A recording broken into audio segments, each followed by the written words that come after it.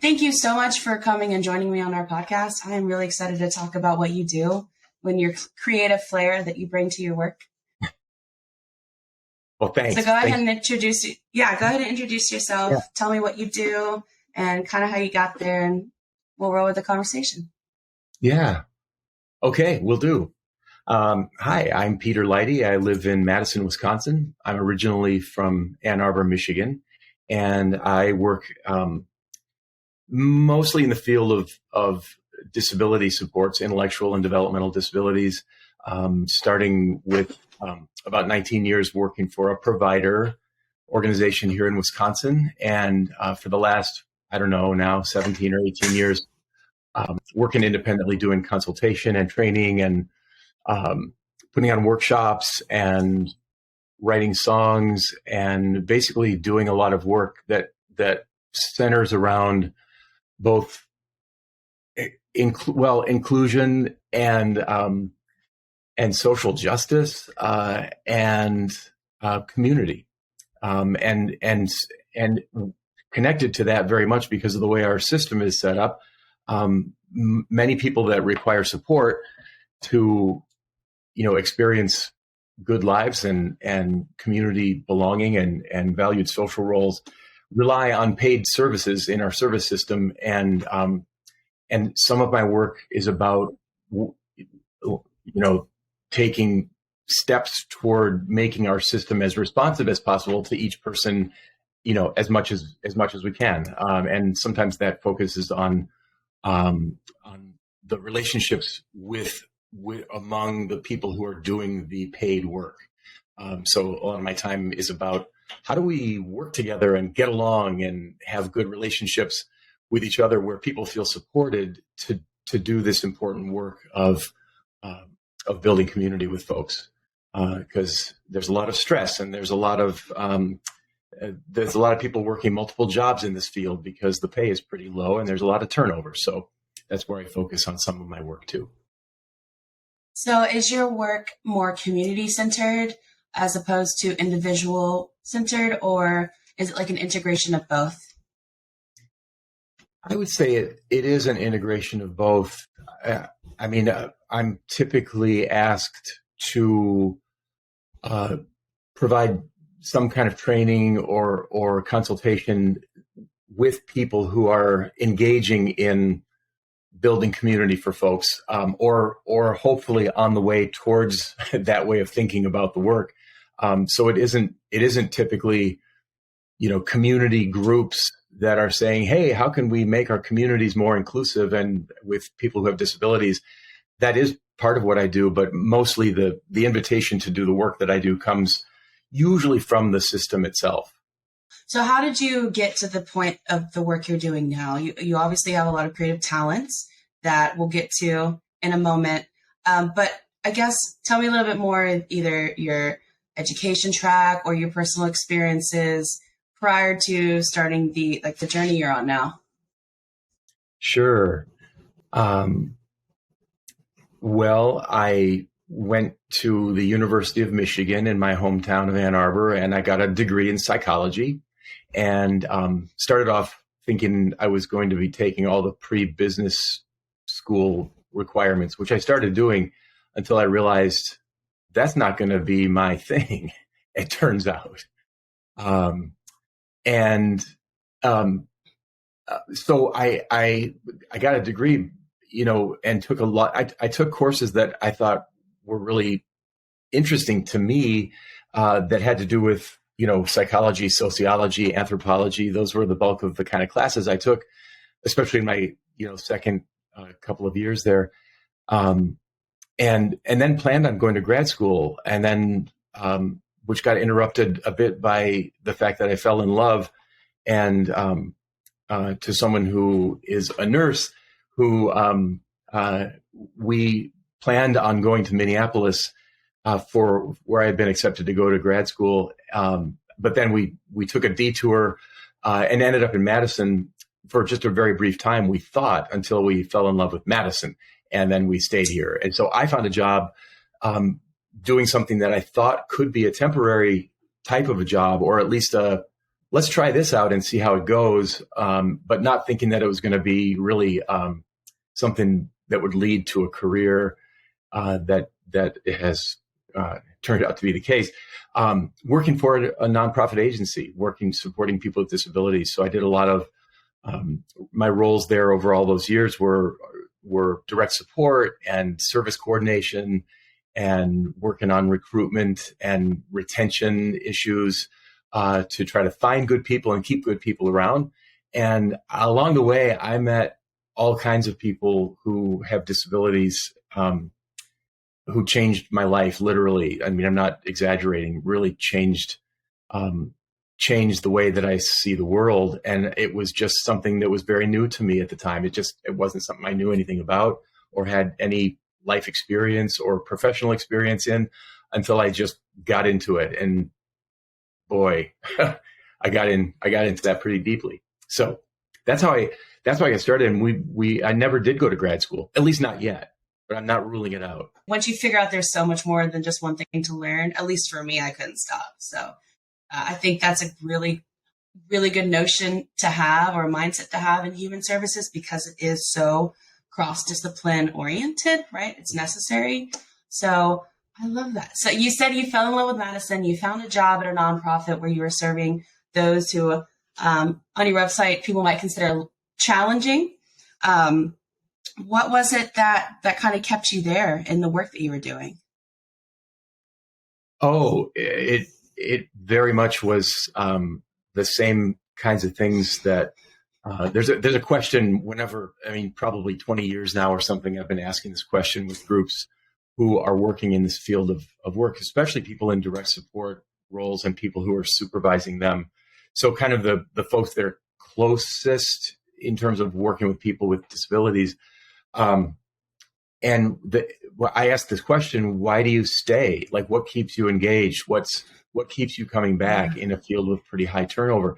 And I'm always surprised. I shouldn't be, because there are very similar sort of these universal themes, which have to do with I stay because it's work where I feel like I make a difference. I stay because I get to be part of helping see somebody become the person that they're supposed to become, or come closer on that life journey to the person that is waiting to kind of emerge. If some of us can get out of the way a bit, because I think we get in the way sometimes. I stay because of the relationships with the people that we're supporting and the people that I get to work alongside. Those are my reasons for kind of staying in the work and kind of never getting to a point of, I'm going to learn how to be a chemist or an air traffic controller or something. I haven't wanted to leave this work, because a lot of it really is this hopeful. I am kind of a glass half full person, but I really believe that we have the capacity in our communities to be more and more and more inclusive and more respectful and of all people.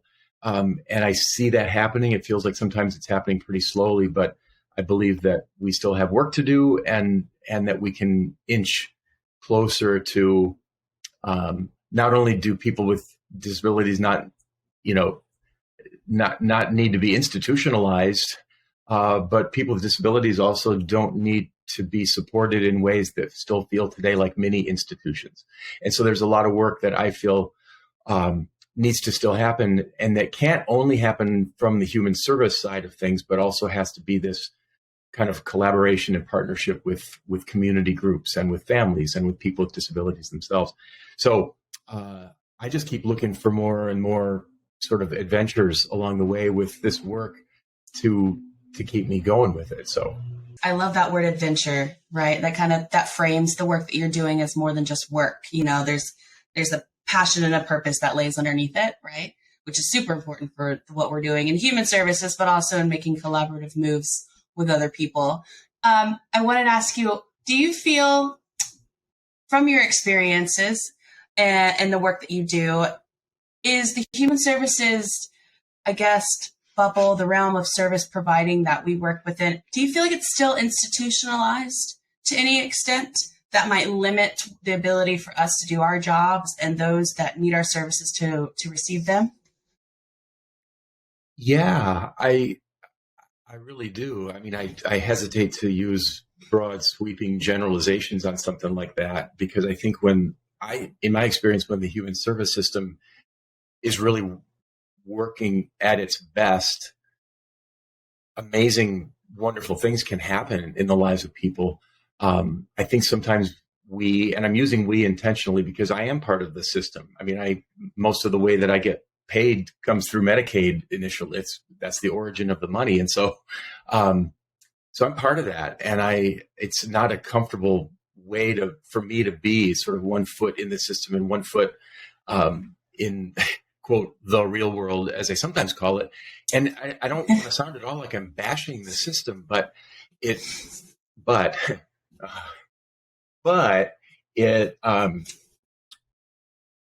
we sometimes think that we can do it all. And I really don't believe that we can. And so I do think that we may be talking about, let's close down more institutions, or let's not send people to institutions in the first place.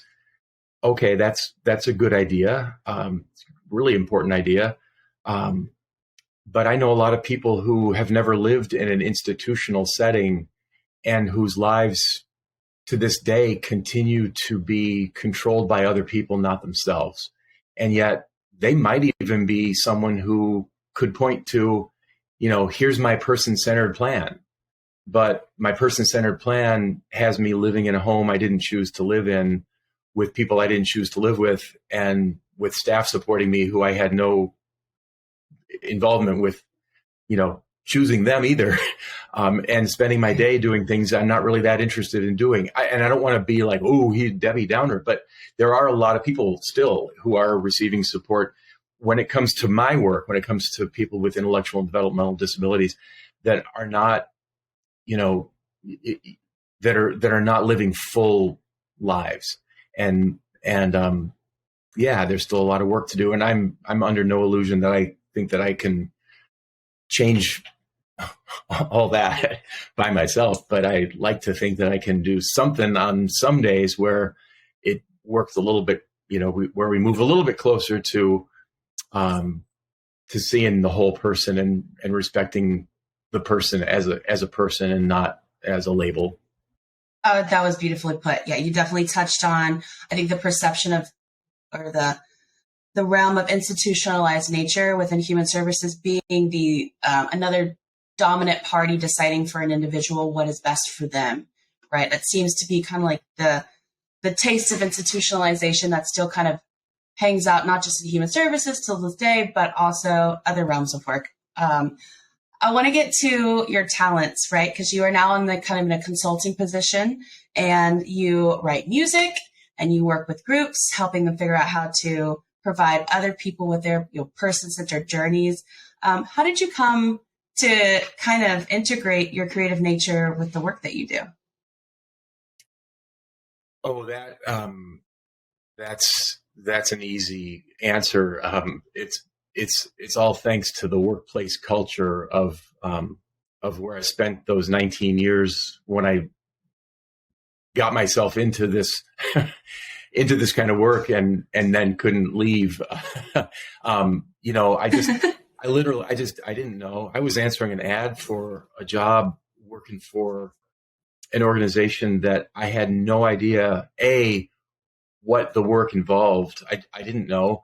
And I also didn't know that options in community living, where I found my first job, had in less than 5 years since its birth, had already begun kind of doing this incredibly good work and having this reputation that people around the world would come and visit to see, like, how do you do that? And what was so revolutionary at the time was that people were being supported to move from their families' homes into their own home, into an apartment with their name on the lease, with them holding the key, as opposed to into a group home or into some facility of some kind.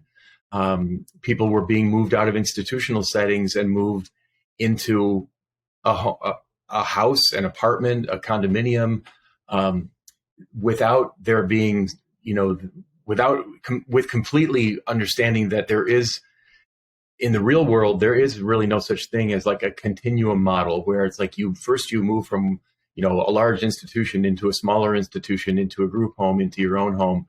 There's a way of thinking that has gone by that and believed that. But anyway, so the workplace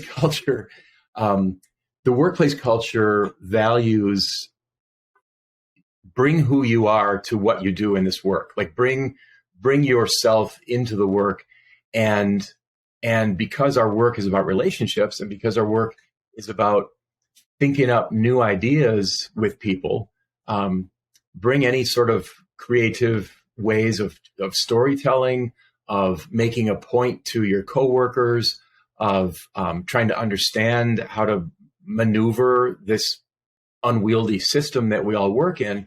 And that led to, we'd put on skits. Sometimes we would tell a lot of stories. We would write stories and share them with each other. In my case, I would sing a lot of songs along the way, because that's one of my ways of saying, here's an idea that I was having, or here's what my day involved yesterday, and kind of telling a story about that through songs. So I like to write. I like to sing. I like to write and sing. and I like to, I guess my grandfather, and then his son, my father, and then I sort of inherited this tendency towards trying to make humor. And so I use a lot of humor in my work.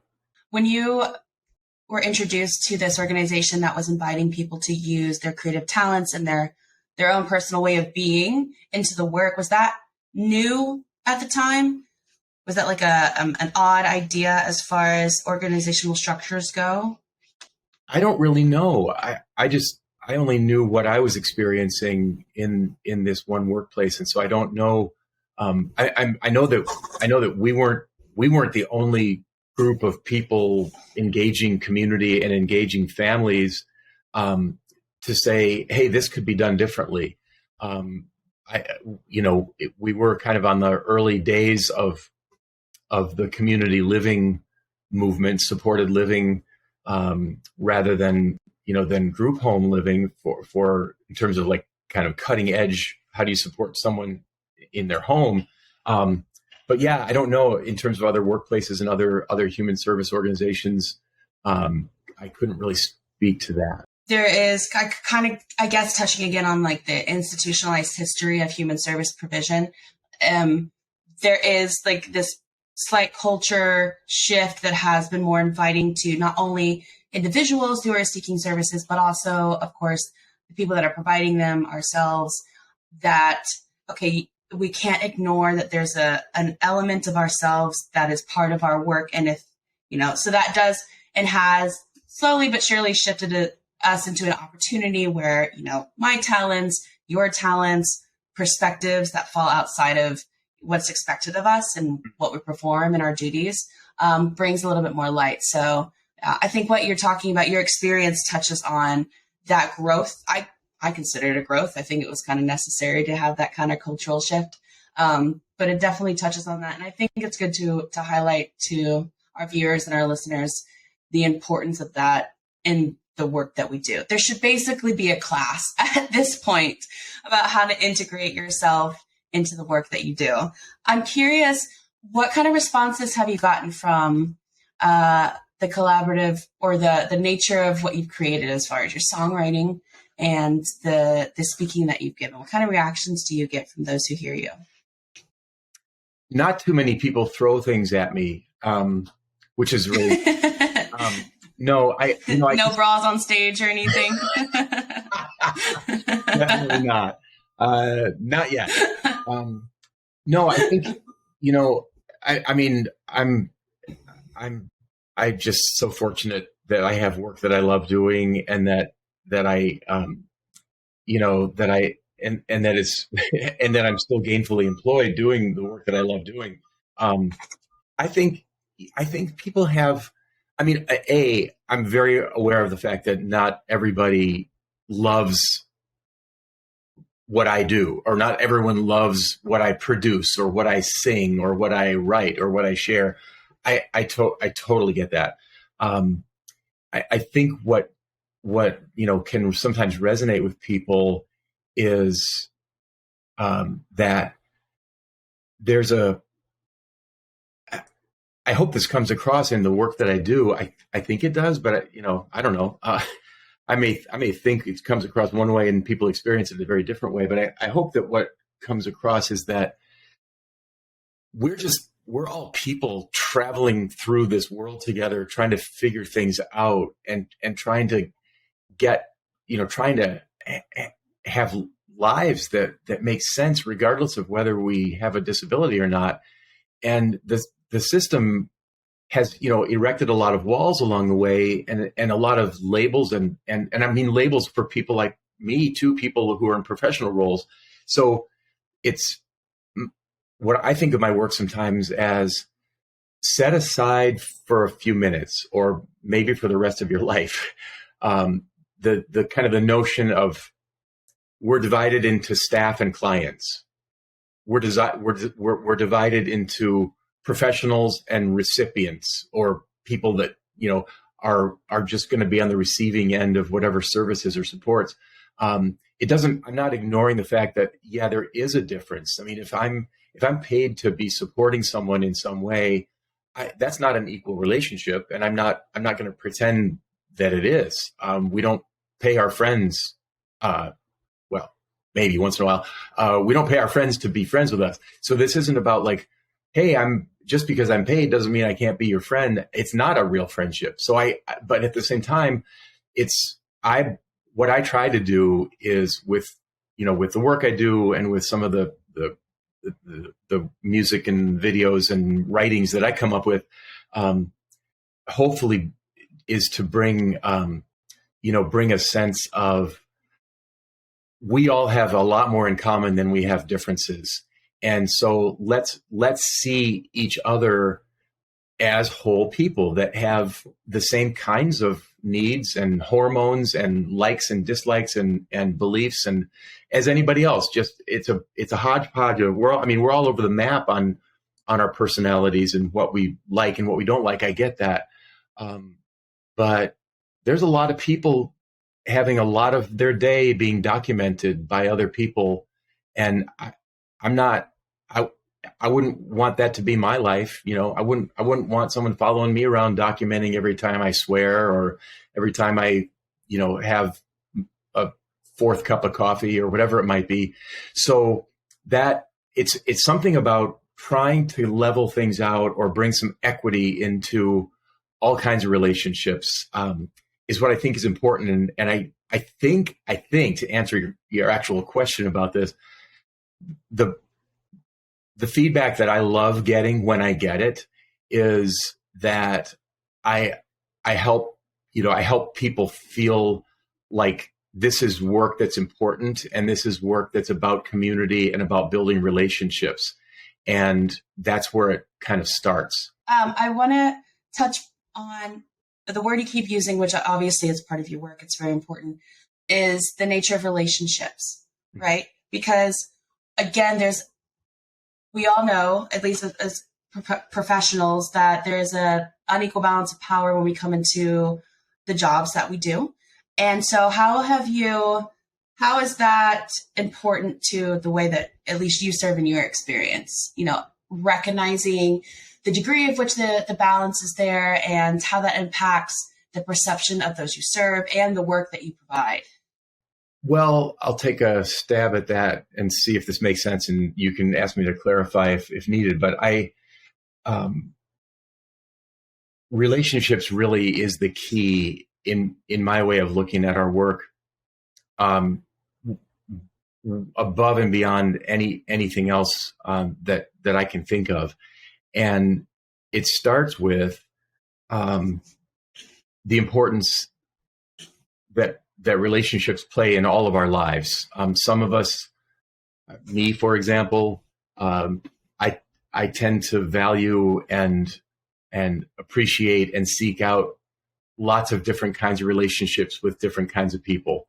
I know many people who really prefer to just seek out a relationship with one or two or three people, and that's plenty. Thank you very much. That'll do it for me. And that's just, I think there's that whole sort of spectrum of what our social lives look like. Either way, whether you have one or two people that you're close to, or, a dozen people you're close to, you need somebody that you're close to. You need someone that you're close to. And there's a lot of people being supported in our system who are pretty isolated and pretty lonely. And I look at that as that's job number one for our system to pay attention to, because of the way that we're set up, where there will be a human service system paying attention to something. And I'd like for it to pay attention to, does this person have people that love them? Does this person have people who they trust, where there's trust back and forth? I don't mean that as it's the system's job to create the love and the trust in people's lives, because I don't really believe that, the system can do that all by itself. In fact, I really strongly believe the system can't do it by itself. But we have a lot of paid time supporting a lot of people who have intellectual developmental disabilities that could be, I believe, better spent working towards building relationships, rather than some of the other ways that we manage to spend time. And so there's the question about relationships. So take Darwin, a guy that I've known for many years, who moved out of an institution when he was 55 years old. And he'd been there since he was 8 years old. And when he moves out, Darwin is not asking for any of us to hook him up with more professionals. Darwin's asking, how can you guys help me meet people and get to know my neighbors and take a class where I could meet other people who are interested in taking this kind of class that I might want to take. And he knows very well the difference between living in a huge impersonal building that's in the middle of a rural part of northern Wisconsin, and living in a vibrant city like Madison, where there's all kinds of things going on. And it's Darwin wants to build relationships, but he needs help to do that, just because of the nature of his support needs. And so we could focus, if we wanted to, on, let's make sure Darwin is safe. Let's make sure Darwin has enough food. Let's make sure Darwin has proper staff who know how to help him get to bed and get up in the morning and fix food and clean the house and do it, whatever. And all of that's important. But that's where it stops for a lot of people. It kind of stops at are we keeping you, quote, safe? And I put the safe in quotes because, health and safety always kind of rise up as like, that's really vitally important stuff that we have to pay attention to. And I don't disagree with that. But I also think there are different ways to think about what keeps people safe. And staying in your house all day with staff who are paid to sort of watch over you, it isn't a very thorough definition for me of keeping people safe. So building relationships and honoring the relationships that develop between some of the paid people in someone's life. So the teammates maybe might think of them as people who are on my team, or people who are my supervisor, or the people I supervise, that those relationships are key to disability professionals' job satisfaction and engagement and willingness to kind of keep after this. Those relationships are super important. And we could be doing a lot more about helping kind of support those, which is one of the things that I spend a lot of time doing, or I like to at least try to work with people to do that. And anyway, so yeah, it's all about relationships. Pointed to something that I'm interpreting what you're saying as this, and that is that the roles that, let's say if you imagine it's like a triangle, right? The provider, those who are receiving services, and then, the system in place. it's an integrated responsibility of maintaining or at least confronting imbalances of power through the recognition of our relationship styles and what's important. You said that paying attention to the relationships that develop between people who provide supervision or services, what have you, is important. And that's never something that gets crossed my mind, but I also know how important it is.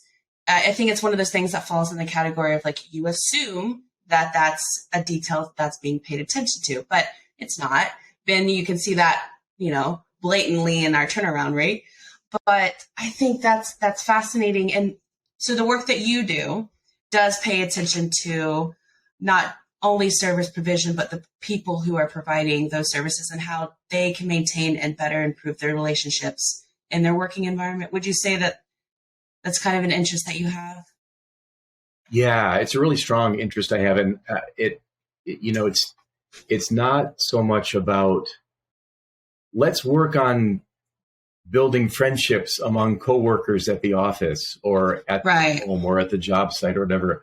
That's going to happen if it's going to happen. I'm not talking about that. I mean, how well are we doing just in terms of really listening to each other and really respecting each other, regardless of how long you've worked here? You might be a brand new person, but guess what? You might have the idea that we've been waiting for that's just eluded us till now. So let's not kind of fall into well, that's a great idea, but you're pretty new and we've already tried that before. And so don't waste your time on that. The intern effect. Yeah. Yeah. There's a lot of, it's kind of a natural human thing to do.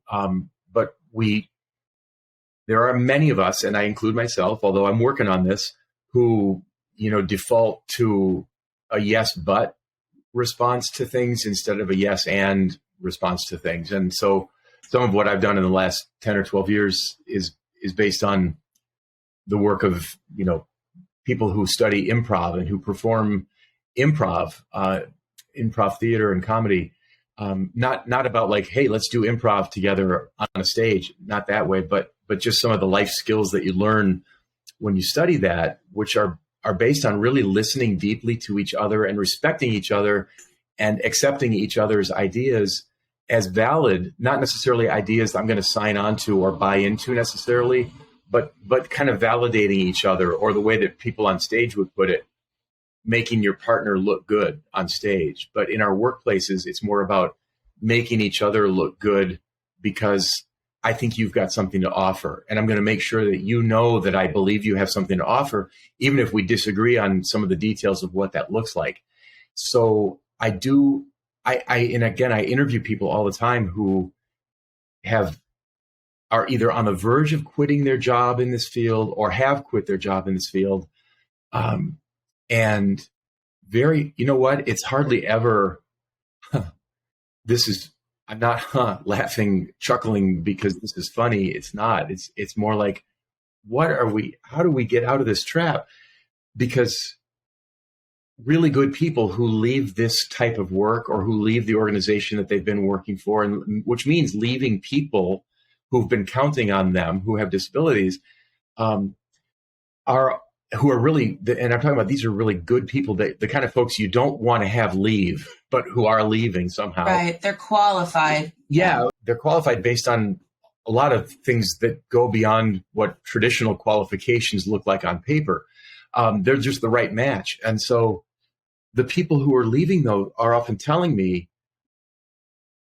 I didn't leave because of the behavior of somebody I'm supporting. I left because of the behavior of my manager, or I left because of the behavior of my team, or two or three people that interact with me. That it's because of those relationships not being respectful and not working well that finally caused me to leave. And I've seen it play out. I've seen that firsthand so many times that I know that's something, that's a problem. And so very often, in fact, recently a guy said to me, I got matched up in a DSP role, a direct support professional role, in terms of the type of label that they call that, a DSP in this one agency. And he said it was like this one-on-one thing, and I was really good at it. And the guy that I'm supporting, we really liked each other. We hit it off really well. And it got to a point where I was getting absolutely no feedback from anyone around me on my team, on my supervisor. Mm-hmm. And it was because they thought, I've got this and it's going well. And so they can pay attention to other stuff. And so what he was saying was, when things are going well, that doesn't mean ignore me, don't return my calls, believe that everything is fine and I don't need anything. It actually is more supportive of you if you know a little bit about what I'm doing, so that every once in a while you could say, hey, Jeff, I saw what happened on Tuesday. Thank you so much for doing that. Or we appreciate that. Or that's why we think you're such a great match, with Gerald. Or so it's this thing about like people, these relationships are just tricky and there's no easy answer. And I don't pretend that there is. But honestly, I want to try everything we can to keep good people working in this field, because we need good people, and not just anybody can do this kind of work. And if we're the problem, like if we in an organization are the ones who are sort of, without even intending to, pushing people out the door, and it gets brought to our attention, and we can look in the mirror and say, oh, okay, I didn't realize that's what that felt like to these people or to this person. Then I think we have a responsibility to do something about that. And we got to realize and leave room for it's me, not you kind of admissions of perspective, right? Like that, my ability to recall my, things that I learned in every single class when I was studying human services is not perfect, but from what I can, it's not a topic that we teach, and that we put into our workplace culture more now than before. But the critical nature of paying attention to the way we interact with each other as professionals and validate, a lot of people don't like that word in the professional sense, but validation of our work is necessary. I mean, COVID sent millions of nurses and doctors into personal downward spirals because there was just absolutely no room to recognize the work and the tired hours that they were putting into providing for a pandemic. And it's not something that COVID caused. It's something that I think COVID revealed, and something we should take to heart, especially in human service provision, is paying attention to, okay, it's not just providing feedback and supervision or creating relationships that are strictly negative, or where the purpose is to constantly try to make a change to something that has been observed, right? So the person you're talking about, the feedback, if he was doing everything right, there was probably no need to sit there and criticize every little bit and try to change his process. But again, we all need that as professionals, but as people, because those two things cannot be separated, that our work and the energy that we're putting towards what we're doing is appropriate, or is reaching the mission and the views and the goals of, insert organizational name here. I think that's so crucial. And I'm not sure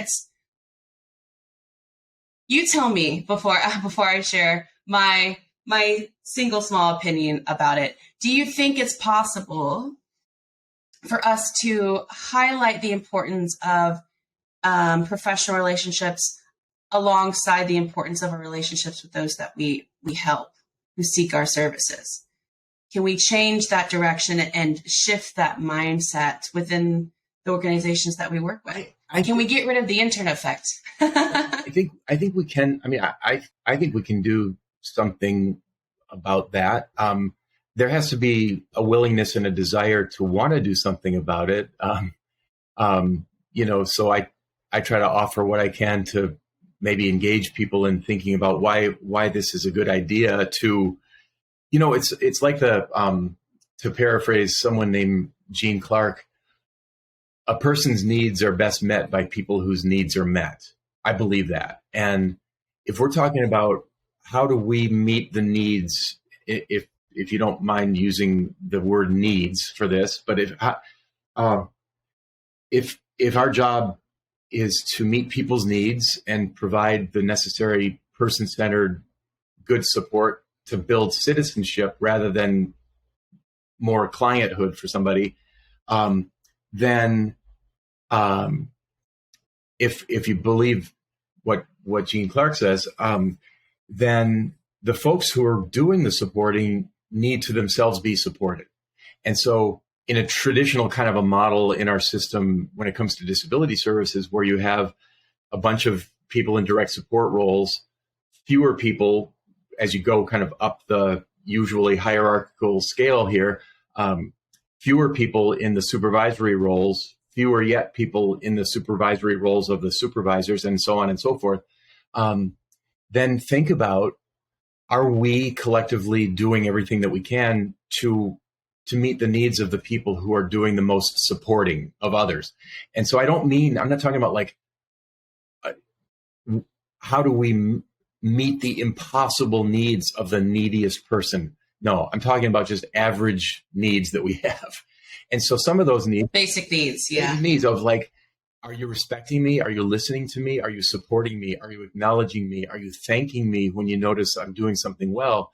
Are you asking seriously asking, like you mean it? Are you asking me, hey, you've been going through some tough stuff lately with your job here. Is there anything I can do to help you? Do you really mean that? And then throw in this other super important stuff into those relationships. That's true across all fields. If you believe the massive amount of research there is about this now, throw in the, hey, my supervisor might say to me, if they're really kind of on the ball with what helps me feel well supported in my role, hey, my supervisor might say, Peter, how did your mom do with that move into assisted living? I know you went through that not long ago. Is she doing okay? Or, hey, Julie, is your daughter still playing soccer? How's her team doing? That kind of stuff, where it kind of it shows that you understand that I have a life outside of my job. Not that you have to spend much time thinking about my life outside of my job, because that's not your job to do. But as a human being, sharing some time together and working hopefully with the same kinds of values and mission and goals that we have, you're going to have ways of recognizing that I'm a person, and I might be coming into work today with my mom's well-being first thing on my mind, and still figuring out how to juggle all the stuff that I have to do today for work. But can you at least acknowledge that? Like it's a way of saying, I know you're a whole person. You're not just the person that got hired to do this particular job. And that's a big deal in every kind of a workplace. And it's something that doesn't get a lot of attention typically. And when people are on that, wow, those are the kind of people that show up when I say, hey, just spend 30 seconds in your mind. Think of like one or two of the best supervisors you ever had. Just think about, who are those people? You don't have to say it out loud, but just who are they and what are the qualities they have that makes them kind of rise to the top of the different people you've had in those management or supervisory positions in your life, in your career. And almost to a person, it's the, this supervisor never made me feel like they're too good to do what I'm doing now because they got promoted into a supervisory job. This supervisor said, not only do I have an open door policy and I want you to come to me when you have any kind of question or concern, I literally have the door open and it will make eye contact with you. And if I can't talk to you right this second, I will follow up and be back to you within, the hour or the afternoon or whatever it is. So there are those things where it's like, you get me and you understand and you respect me and you listen to me and you appreciate me and all those things, not perfectly, but who's perfect? So anyway, I do think that the better those relationships are, in my opinion, and in my experience, the better the support is for the people who are counting on us to support them in their lives as people with disabilities. Absolutely. Yeah. And I will argue in your stance that there's research that said this, y'all, like there's an element of humility that is required for the success of our work, and success in the sense of not just meeting certain standards of someone else's set of, what basic needs are, but just within the entire interrelated kind of complex nature of any given, mission or movement or motion to support other people in ways that they can't support themselves. Humility is crazy essential. And it's like, is it almost too reasonable to bring that back in? I feel like in historical context, the nature of human services was a call to those who have humility for other people and compassion and empathy and some sort of, I dare say, innate drive to serve others. But we have kind of centered the role or the perception of that role of someone coming into this work on just that. Here are the elements of a person who is appropriate for this kind of work. And then we kind of full stop there without considering, okay, but now that these people and we come together into these roles, now how do we relate to each other in a way that does not desensitize ourselves from the humility necessary to do our work? Historically, do our work, right? Yeah. Okay, we are reaching time. And I wanted to ask if there's anything you wanted to tell students, new practitioners. The guy who just retired is moving to Maui and wants to just kind of do goodbyes to human services. Any message you want to share, lay it on me. Wow. I would say anything that you can do that just reveals in your relationships with the folks, if you're supporting people or with your coworkers, that where we get to see the real you, like the real you that's this imperfect human being that yes, you have to put on some sort of a show a little bit to do your job. I get that. We all have to sort of perform in some way, and maybe present ourselves in a way that we're trying to be, as opposed to the way that I really feel today.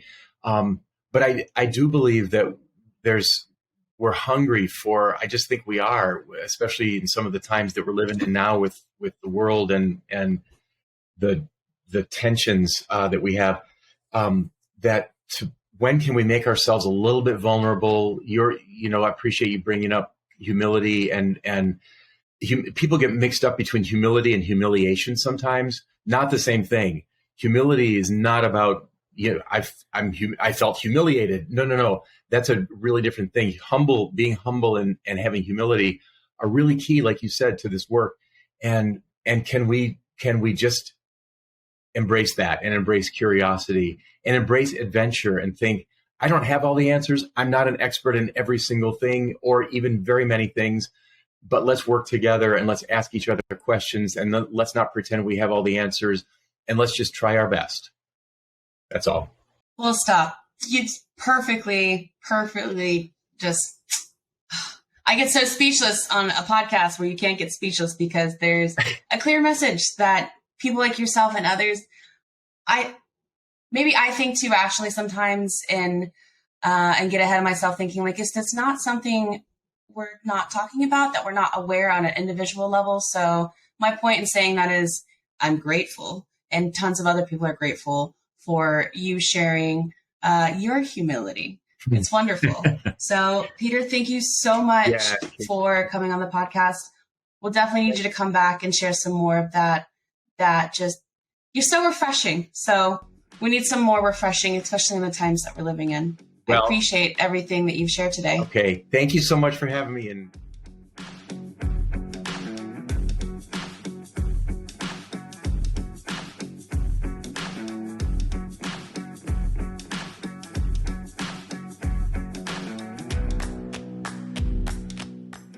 head over and check out our YouTube channel. You'll find this episode and previous conversations of the Roundtable podcast. Everything those can be found on our website, nationalhumanservices.org.